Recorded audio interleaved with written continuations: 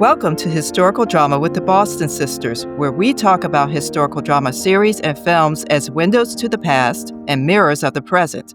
I'm Michon Boston. And I'm Tequina Boston.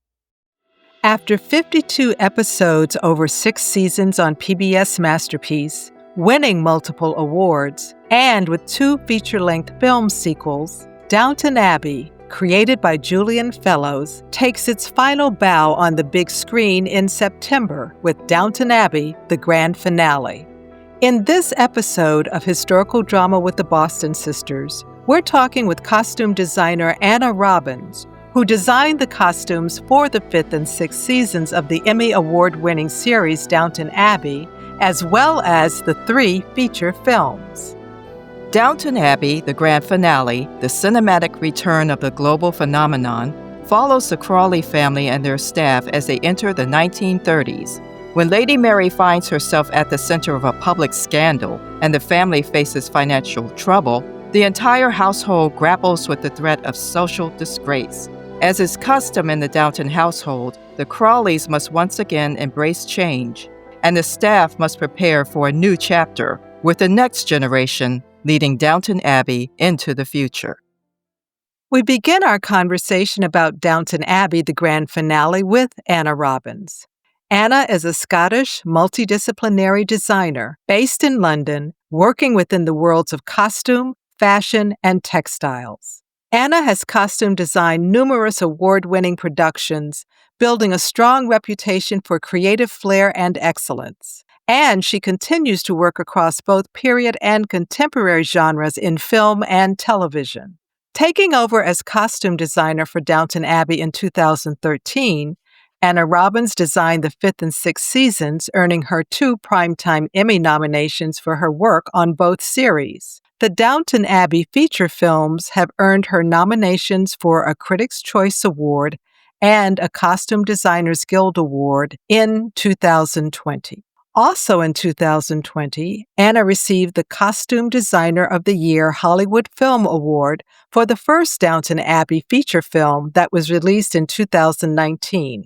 Alongside costume, Anna works as a design and image consultant for select private clients and as a fashion and textiles designer. Anna has worked with Fortuny, the legendary Venetian textiles house, for a number of years as Director of Design and Textile Development for Fashion.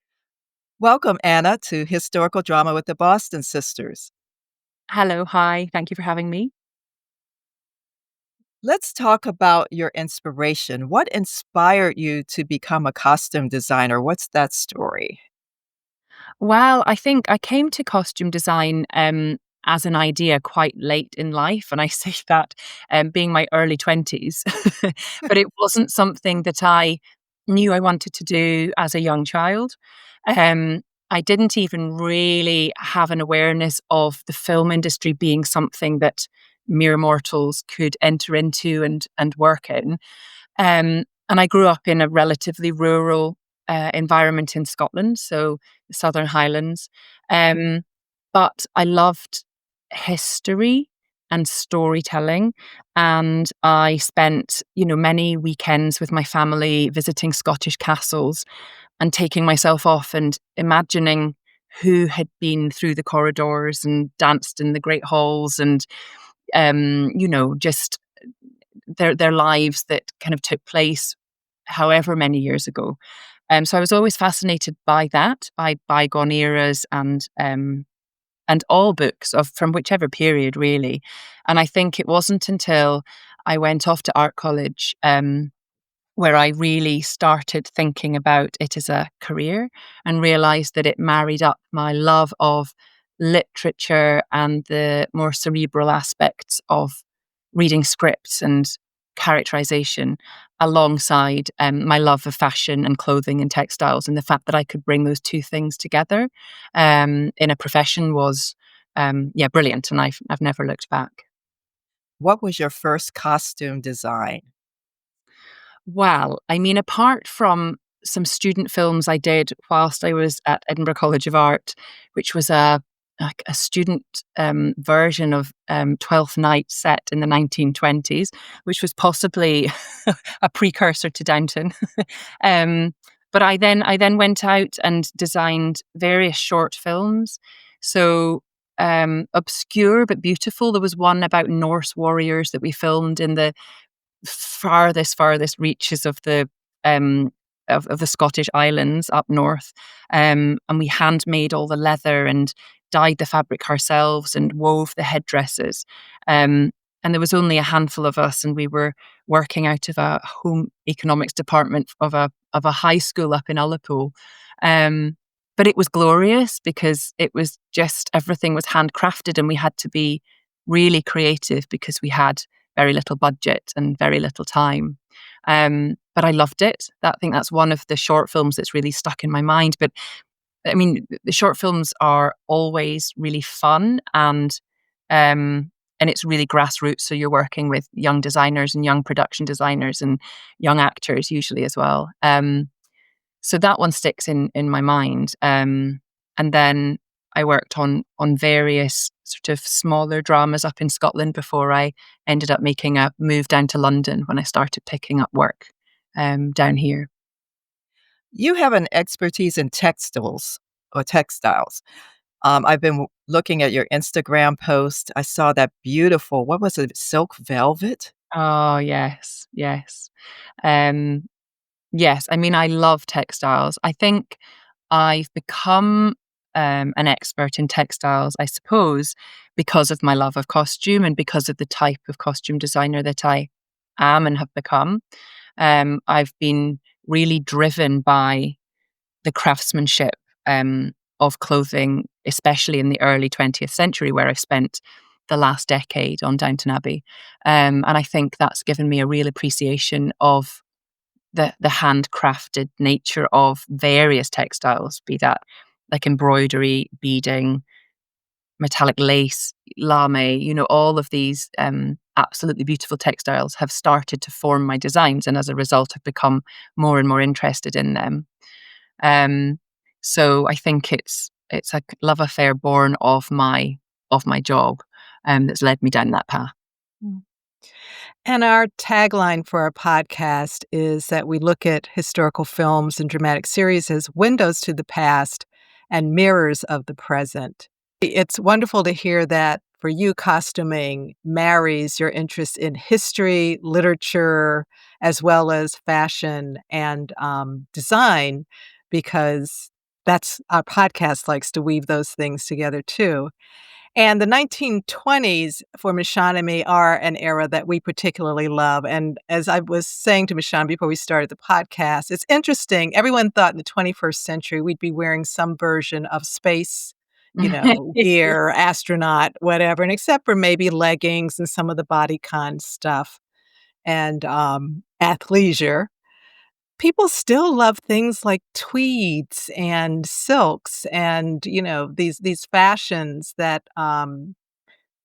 the silhouettes and textiles that have come down to us from the ages. So I'm interested in hearing how, having worked with Downton Abbey in a span between the years 1925 to 1930, how was fashion reflecting the kinds of changes that were happening in society in that period? And what do you see we've inherited as kind of still a legacy of fashion and style from that period? I think the period that I was able to cover on Downton was incredibly rich. And I came in mid-20s, and my job was to really find the epitome of what that 1920s Art Deco style was. So really root it in the 20s. And obviously, it's a period of huge social change. We have Lady Rose listening to jazz, and the fact that kind of music is influencing fashion. You've got the rise of feminism, and we've seen suffrage through the earlier series. Women are going out to work. Times are just changing politically, economically, through art and music and literature. And all of those things feed into the shifting fashions. and with, I think, women's wear is a kind of an easier example to reflect those changes and how quickly those fashions changed and went through each year. The looks really shifted. Um, so when I started, we had the really dropped waists, the more androgynous shaped straight up and down, the fact that women were cutting their hair off and hairstyles were influencing hat shapes. And you had this sort of boyish figure that was considered really en vogue, meant that dresses were shapeless but finding form. Showing off the fact that there were no corsets being worn underneath. We'd abandoned the corsets and moved forward that way. And I was able to look at rising hemlines, so coming from, ankle and mid calf up to almost bearing the knee before it starts dropping back down again towards the end of the 20s.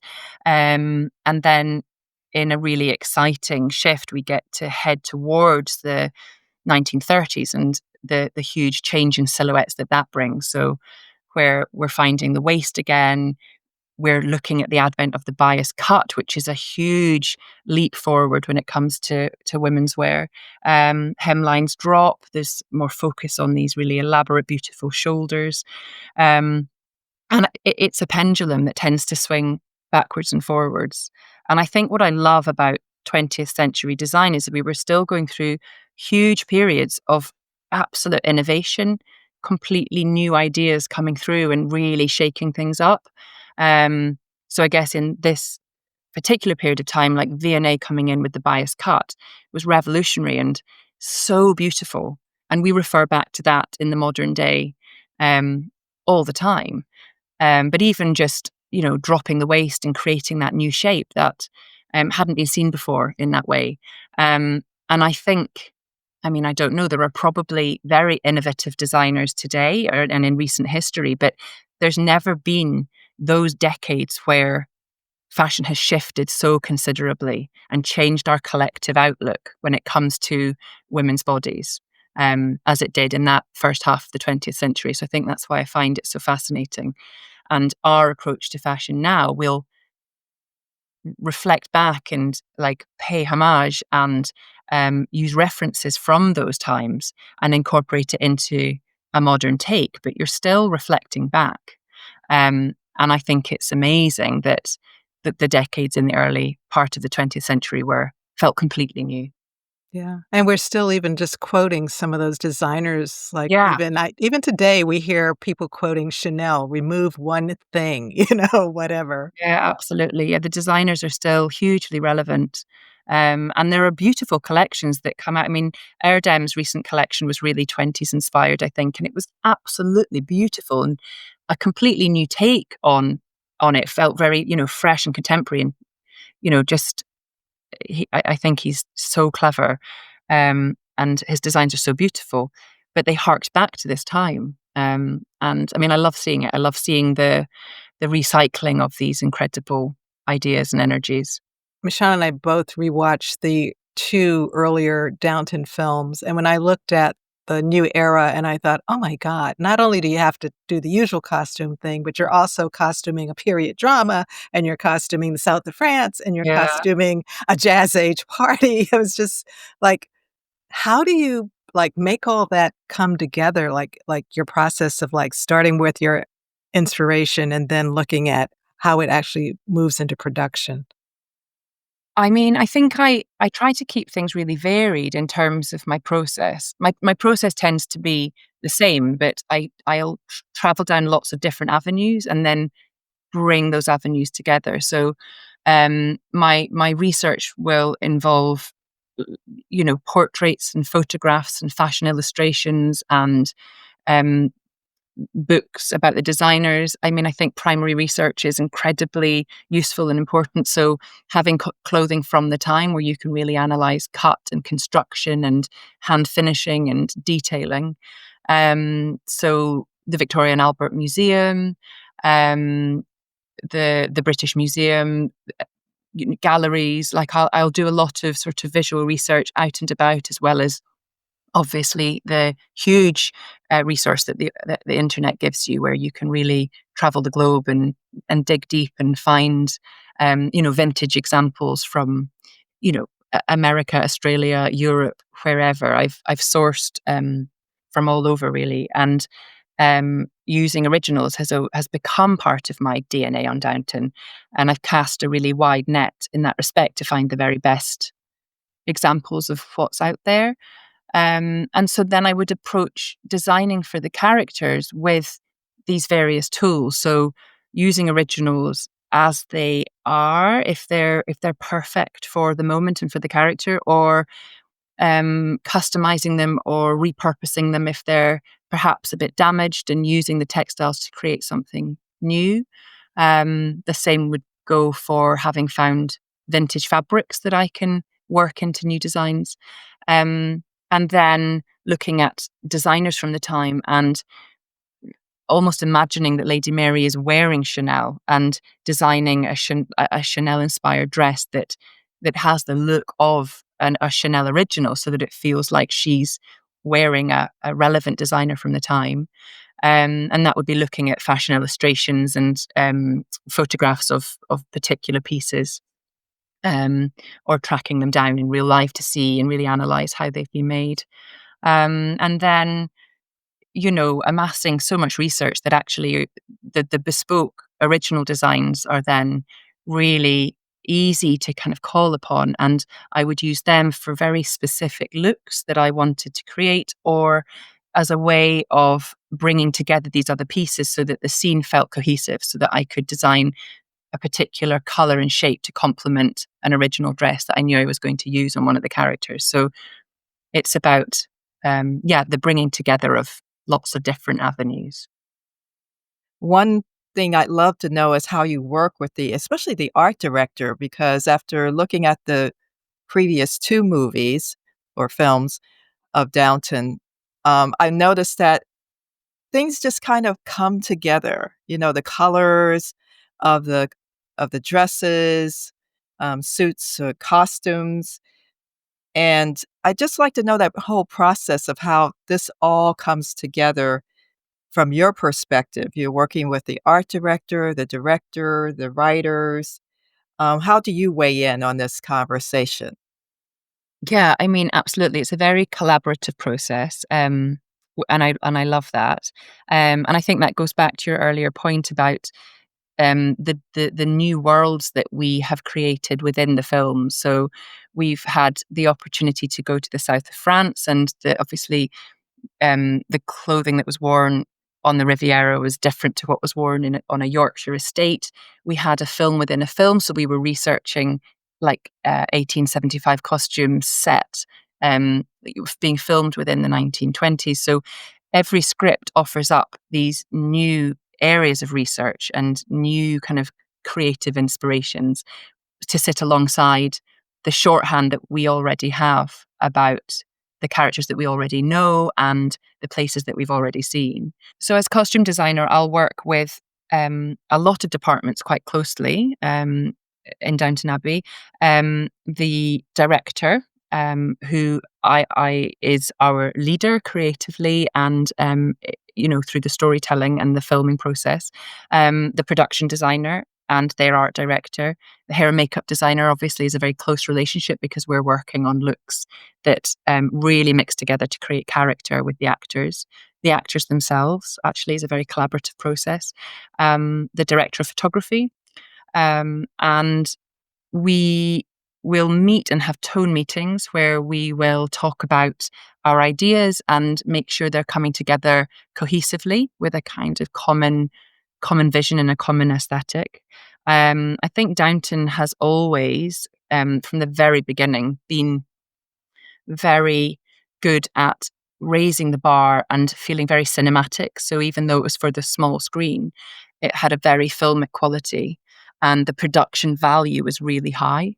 So when I came on board, I had to live up to that expectation and carry that forward. And then as we all moved into the films and we were going onto the big screen, we wanted to elevate that sense of it being very filmic and cinematic. So I think just visually, it's beautiful. and we've all got that common aim. The sense of symmetry that the director of photography finds within the set design with the production designer, the sense of palette that I look to incorporate into my costumes that then sit within this three-dimensional space. It's all by design, but equally we're all moving very quickly, doing our own thing. So it's almost as if we are in sync, and then when things come together, they tend to come together in a really harmonious and beautiful way. But I think there's really particular moments where I'll sit down with the art director and we'll look at the recce photographs and the settings and start digging into the color of upholstery that the art director is looking for, so that I know what sofa color I need the costume to complement or contrast with, the color of the walls, the sort of tone of the pieces. So the mansion flat that Robert and Mary visit in the third film, we needed to know what the color on the walls was, because it was this new space and they were going to be sort of walking around it. So anything that's new, we would want to be really particular about what the palette and furnishings were going to look like.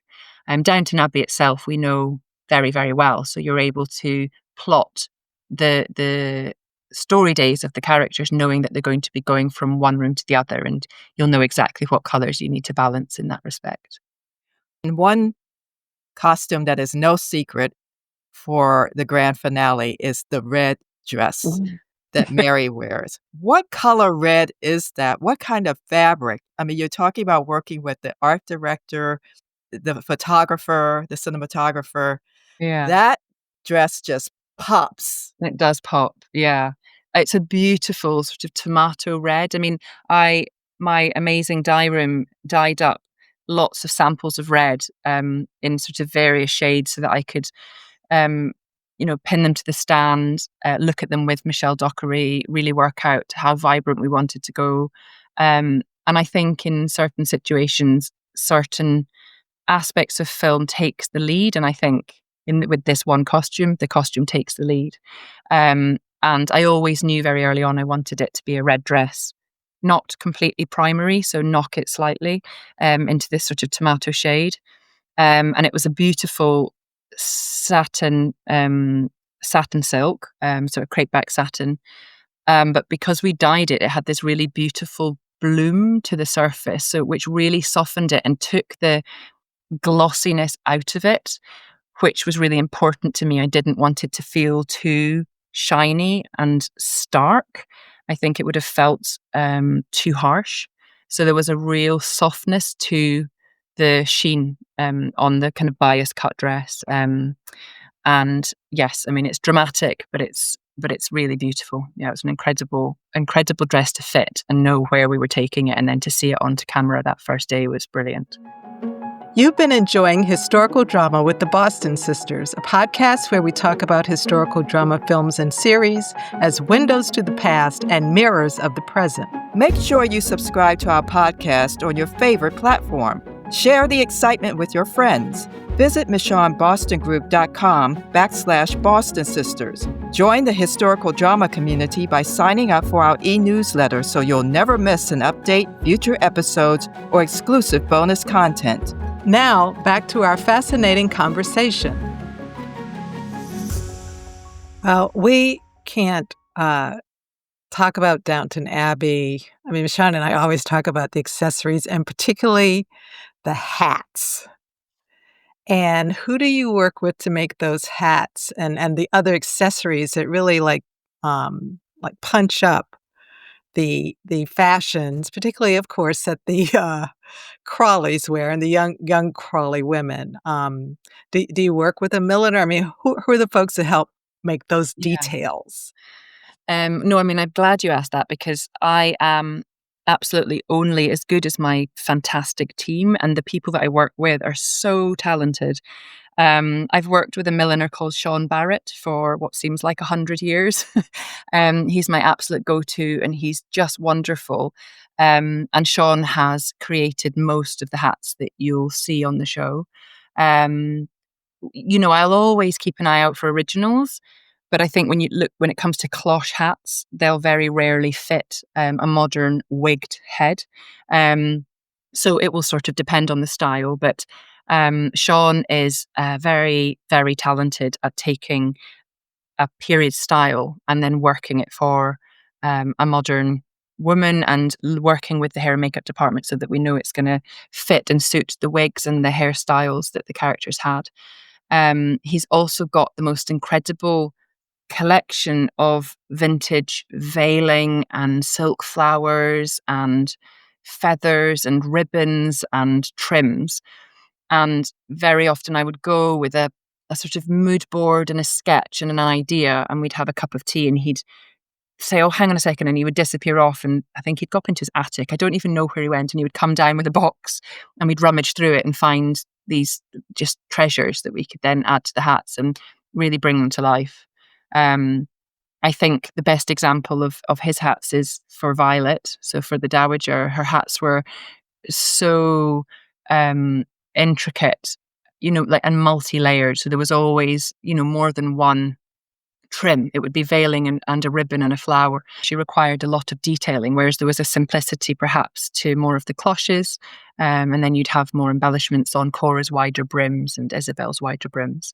But yes, he's absolutely wonderful. And obviously, when I read the script for the grand finale and saw that we were heading to Ascot, that was a costume and millinery dream. And we obviously made a lot of hats for that. Yeah, they look fantastic from the trailer. Yeah. And then it's worth saying as well. So I work with an amazing jeweler called Sophie Millard, and she has been with me throughout the series and into the films. And her husband have got this incredible collection of vintage jewelry. And again, I could give her a really specific description of something I was after, and she'd very often have it. I don't know how. She would just, magic it out of thin air. Or if I had a really particular idea about something I wanted that needed to be a certain scale or a certain length of bead so that it sat at the right point in the dress, she would customize an original or bead something for me, bespoke. So she is responsible for the jewelry that you see across the principals, but also the supporting artists. So there's just a huge amount of accessorizing that goes on behind the scenes when it comes to every person that you see on camera, be that, women with their earrings, necklaces, bracelets, gloves, bags, shoes, hats, through to the men with their cufflinks, their, tie clips, watches, watch chains, glasses, sunglasses, all of that would come through to us, and we'd it gives such depth, I think, to the characters that you see, whether they're the actor in focus or the supporting artist in the back of shot. Yeah, it gives real depth to each scene too, to see those contrasts in the costuming. You spoke earlier, Anna, about how costumes were reflecting particularly changes in society how women were changing and their lives were changing. And there is a metamorphosis that happens, I think, most dramatically with Lady Edith, but we see it with Mary as well. And Michon and I kind of see them as two versions of the new career woman of the early 20th century. Edith becoming the journalist and the magazine editor outside the home, Mary taking over the management of the estate and establishing that, yes, she's the one that the farmers around the table should be addressing, not, Lord Grantham or whatever. So how do you use the costumes to kind of reflect those two characters, their story arc, and also their different career paths in a sense? Yes, it was really interesting to see both of the women start or emerge in careers that were both very male-dominated environments and spheres, but very different as well. So I had the wonderful opportunity to really contrast them, but showcase the fashions that they would be wearing to kind of embody those roles. And for Edith, obviously she's in London, And that meant that we could look at a London wardrobe, which is very different from the estate wardrobe. And it meant we could look at really cutting edge feminine fashions, and make it feel very much of the Bloomsbury world and, London creative context to it all. Um, that was really fun. We looked a lot at sort of like pussy bow necklines and printed fabrics. And the pussy bow necklines would link up to the shirt and tie that I played about with for Lady Mary. So looking at the men's three-piece suit was the starting point for Mary's estate suiting and her workwear. So it was taking a play on that, but making it more feminine and bringing it in line with the beautiful 20s tailoring that there was, but still looking at, Prince of Wales checks and beautiful tweeds that we could do waistcoats, jackets, and skirts with. And then usually there was a necktie of sorts as well. So there was like a parallel connection between the two sisters, but done in a very different way. And yeah, I loved that link that we created, and the fact that they could thrive in these worlds and take their careers on at that point in time. Yeah, it was great. Yeah, as you're talking, I want to look at the series and the films all over again for those particular touches. No, I think because for every series, I could have used the same estate suit, but I think I just always wanted to do something new and, look at another trend, but also just ring in the changes.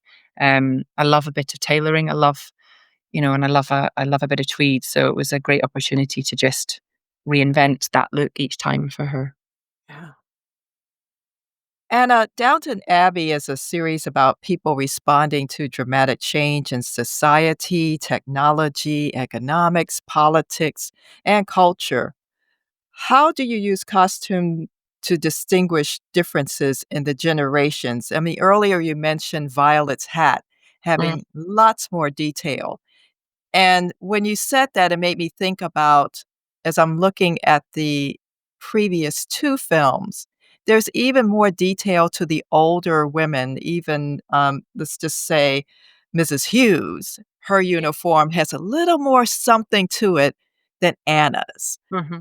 Um, so how do you use costume to distinguish the lives or the status of the generations in Downton Abbey?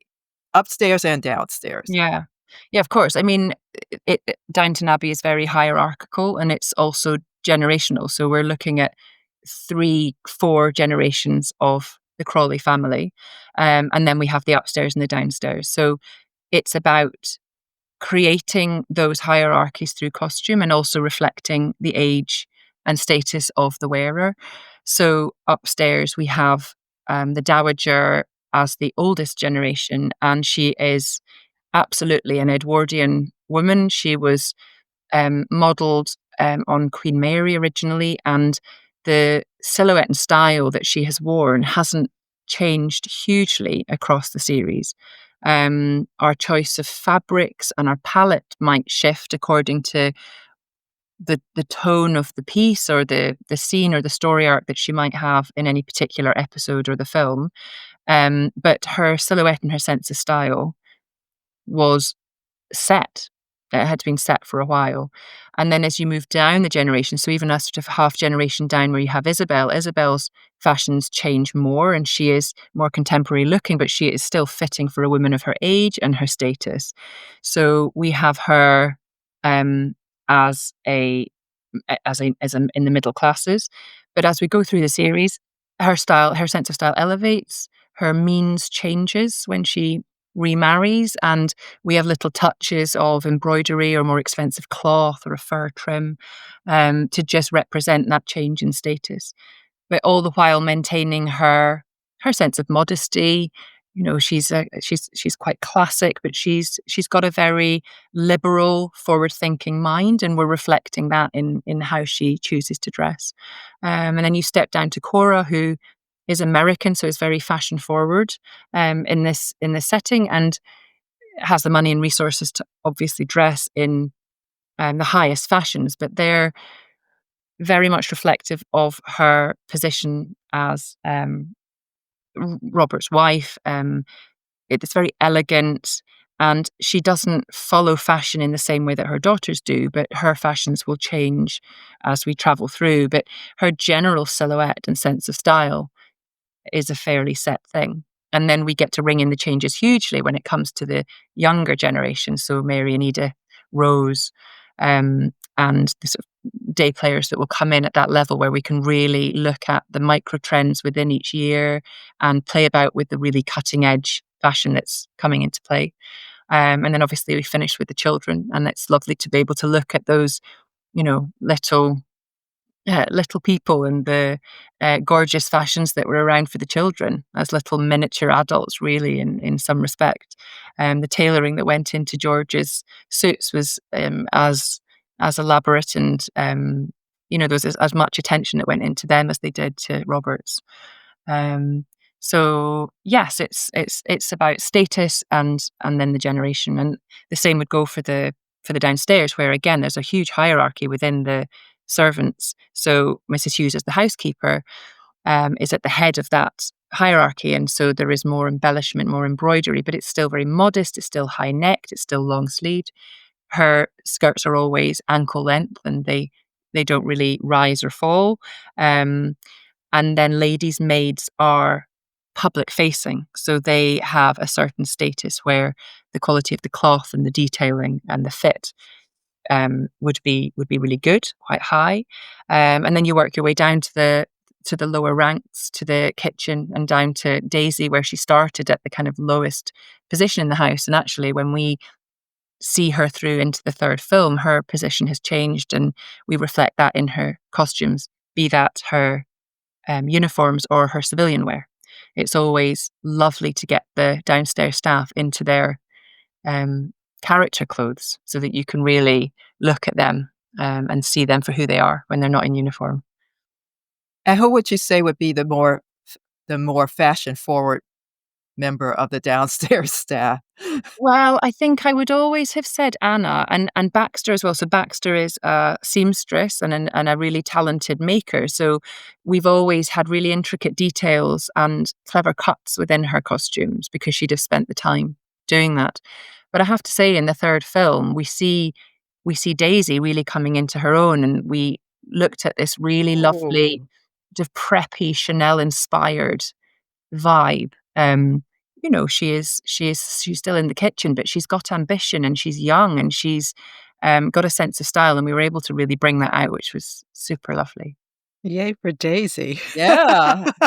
Ooh, Yeah. go Daisy. And it does seem like the older downstairs staff were slower in giving up the corset, even though I remember Mrs. Patmore making the statement that she'd be glad to give it up, but it doesn't seem like she moved very rapidly in actually, Yeah. changing her undergarments. Yeah, I think, and especially whilst they were uniformed, I think Mrs. Hughes and Mrs. Patmore would forever be corseted.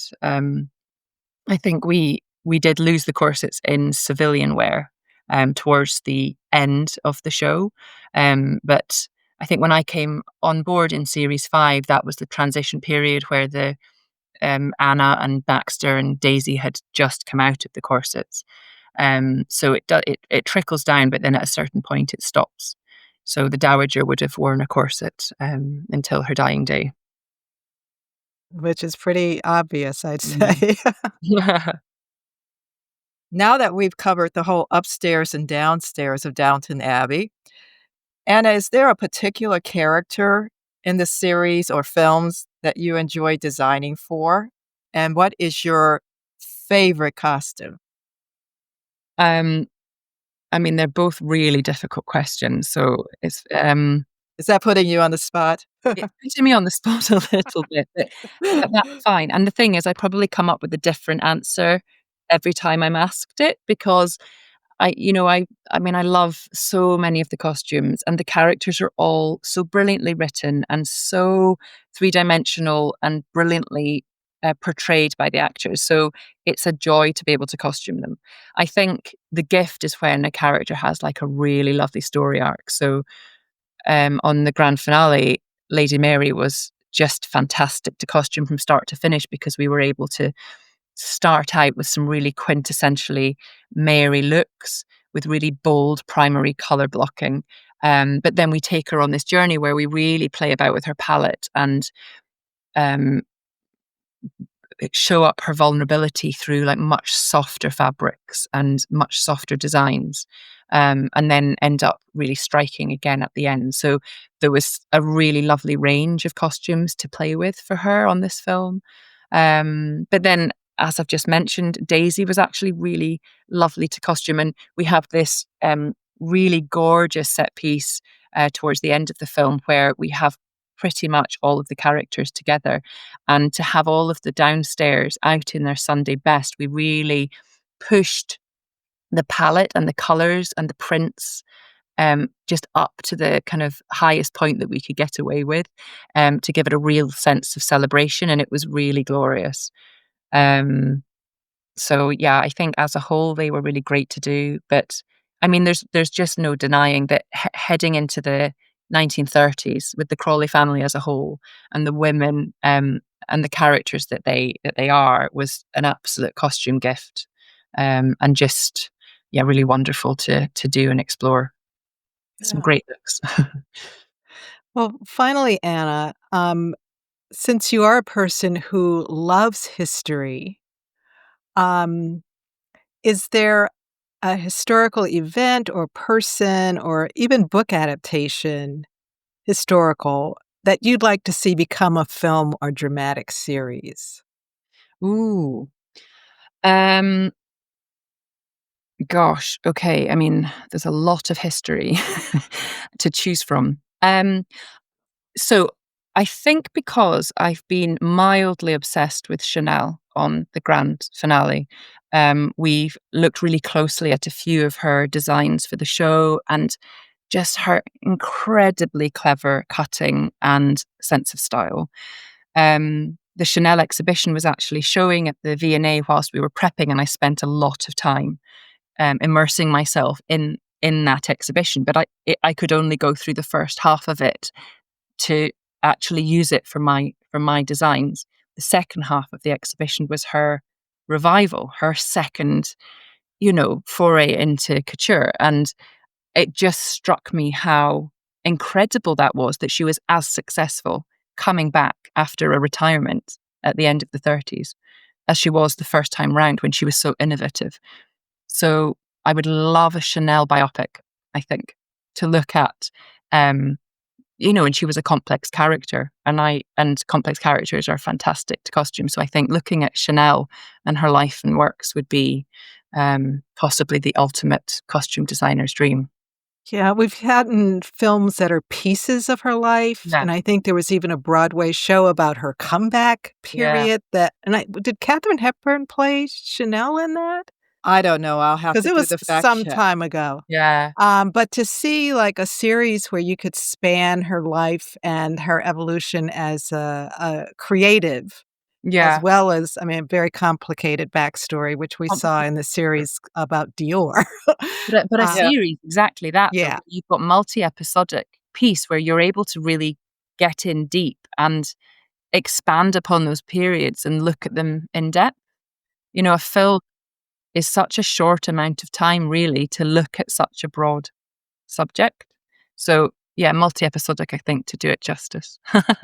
Yeah, that some people have tossed the idea that there would be a sequel to the new look, which was the Dior series on Apple TV. Yes, yes. Yeah, and, Chanel was a very prominent character in that, and, the kind of the contrasting the responses to the Nazi occupation of France and Paris in particular. Yeah. It was, intense, I'll say that. I think we're only beginning to get the fuller story of Coco Chanel Chanel. and not just a rags to riches story. Yeah, Yeah, yeah, yeah. absolutely. And then I think whatever I'm reading, I want to end up, I want to bring it to life. I've just finished reading a really fantastic book called Still Life by Hmm, Sarah Winman. And that's just beautifully written with these incredible characters. And it starts in World War II, and then in Europe, and it travels back to the East End of London, where there are these characters that exist together, and then it travels back out to Florence. And spans many decades. And I think I can see that in my mind's eye as well as being a really beautiful thing to bring to life. Well, Anna, this has been a great conversation about your journey with Downton Abbey and the grand finale, which brings all of this to a close for Yeah, you with the Downton. Is it a franchise now, or it's I, just the I don't the know. saga ends Yeah, here? But we're yeah, looking forward to seeing your next designs. Please keep us up to date on I will what you'll be indeed. doing next. Absolutely, I will do. And And I hope everybody enjoys the film. It's a really fitting finale for a really wonderful show. I think everybody involved in it's feeling very emotional that it's coming to an end. Oh, yeah. yeah. Yeah. And thank you for joining us again on Historical Drama with the Boston Sisters. Thank you. Downton Abbey, the grand finale, is in theaters in the U.S. starting September 12th. Seasons 1 through 6 of the Downton Abbey series and the first 2 feature films, Downton Abbey and Downton Abbey: A New Era, are available on streaming platforms and or from your local public library.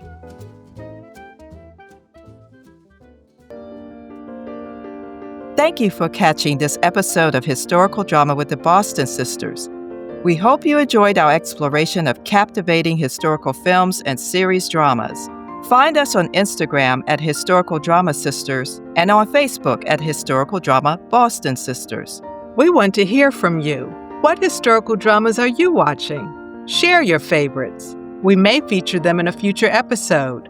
Don't forget to subscribe. Visit our website at michonbostongroup.com/Boston Sisters and share the podcast with fellow historical drama enthusiasts. Historical Drama with the Boston Sisters is brought to you by the Michon Boston Group. The views and opinions expressed on Historical Drama with the Boston Sisters are those of the speakers and do not represent the positions or views of the Michon Boston Group, its clients, or affiliates. This is Michon Boston. And this is Tequina Boston. Thank you for listening.